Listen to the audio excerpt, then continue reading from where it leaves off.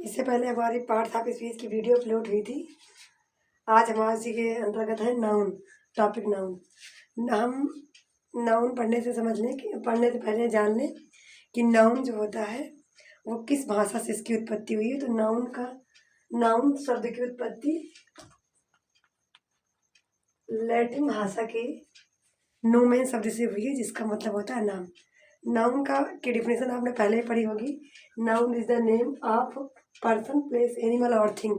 Noun का मतलब होता है नाउन किसी व्यक्ति, वस्तु अथवा स्थान के नाम को हम नाउन कहते हैं। नाउन का मतलब होता है नाम। और इसमें क्या हुआ कि noun is the name of any person, place, animal और थिंग। तो नेम हो गया सीमा, और एनिमल हो गया काऊ, और प्लेस हो गया कानपुर। इसमें सबसे बड़ी बात यह है कि बहुत सारे स्टूडेंट को ये परेशानी होती है कि इसको कैसे समझा जाए। तो इसमें बहुत बड़ी बात नहीं है।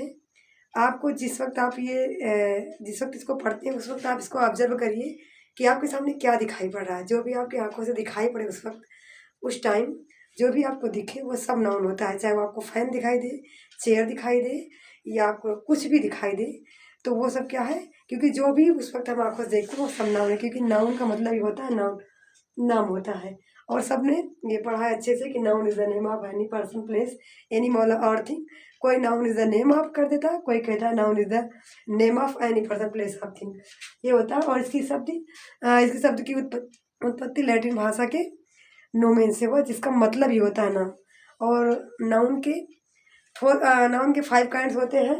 पहला है प्रॉपर नाउन, और दूसरा है कॉमन नाउन, थर्ड है कलेक्टिव नाउन, फोर्थ है मटेरियल नाउन, और 5 एब्स्ट्रैक्ट नाउन। प्रॉपर नाउन का मतलब होता है व्यक्तिवाचक। पहला है प्रॉपर नाउन, दूसरा है कॉमन नाउन, तीसरा है कलेक्टिव नाउन, और चौथा है मटेरियल नाउन, और पांचवा है एब्स्ट्रैक्ट नाउन।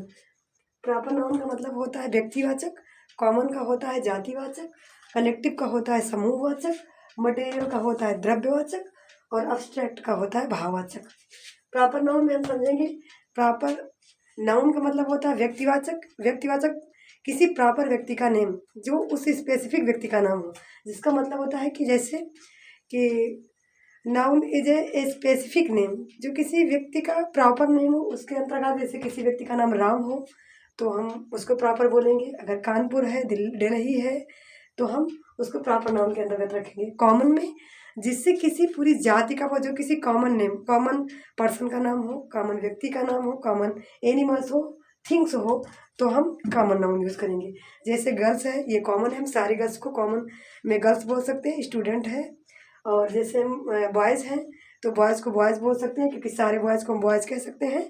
लेकिन हम किसी व्यक्ति का विशेष का नाम नहीं ले सकते, क्योंकि जैसे ही नाम लेंगे वैसे हो जाएगा प्रॉपर। अगर राहुल है, जैसे किसी व्यक्ति का, बॉयज़ का नाम राहुल है, तो उसको प्रॉपर में ले जाएंगे। अगर उसी लड़के को हम बॉय बोलेंगे तो कॉमन में चला जाएगा। नेक्स्ट है, थर्ड है कलेक्टिव नाउन।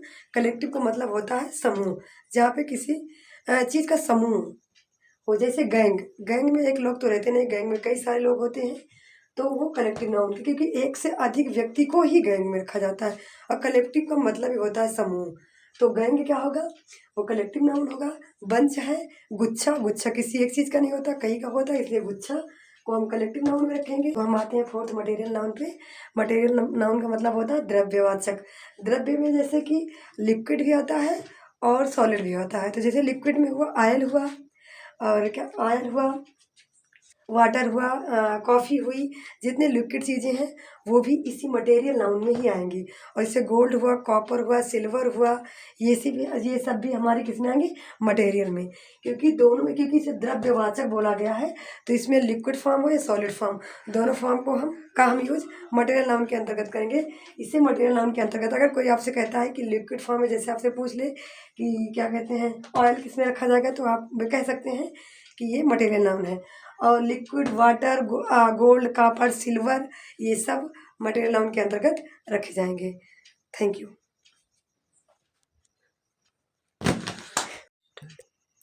और लास्ट 5 है हमारा एब्स्ट्रैक्ट नाउन। एब्स्ट्रैक्ट का मतलब होता है भाववाचक। भाव मतलब फीलिंग्स, इमोशंस। जो इमोशंस जिसको we cannot touch, only feel. हम एब्स्ट्रैक्ट में जो भाव होते हैं उनको हम टच नहीं कर सकते, सिर्फ फील कर सकते हैं। जैसे हैप्पीनेस, जो खुशी है, उसको फील किया जा सकता है, उसको हम टच नहीं कर सकते। जैसे सैड है, ना हैप्पी ना सैड, और जैसे आपकी जेलस है, ये सब आपके क्या हैं, ये आपके इमोशंस हैं। आप इसको टच नहीं कर सकती हैं, ओनली फील कर सकती हैं। इसलिए हमारे जितने इमोशंस हैं, चाहे हैप्पी हो, सैड हो, जेलस हो, ये सब हमारे एब्स्ट्रैक्ट नाउन के अंतर्गत आएंगे।